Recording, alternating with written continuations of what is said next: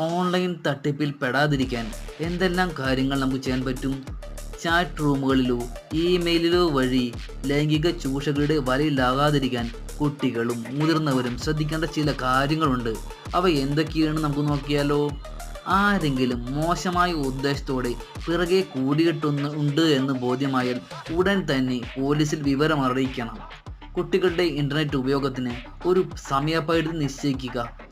പരിചയമില്ലാത്ത നമ്പറുകളിൽ നിന്നോ മെയിൽ ഐഡികളിൽ നിന്നോ അയക്കുന്ന മെസ്സേജുകൾ ഫോർവേഡ് ചെയ്യാതിരിക്കുക. കുട്ടികൾക്ക് വെബ്സൈറ്റുകൾ, മത്സരങ്ങൾ എന്നിവയ്ക്ക് രജിസ്റ്റർ ചെയ്യാൻ ഈ കുടുംബ ഇമെയിൽ ഉണ്ടാക്കുക. കുട്ടികളുടെ ഇൻ്റർനെറ്റ് ഉപയോഗം പരമാവധി നിരീക്ഷിക്കുക. എല്ലാ വെബ് ബ്രൗസറുകളും വെബ് പേജുകളുടെ താൽക്കാലിക പകർപ്പുകൾ സൂക്ഷിക്കും.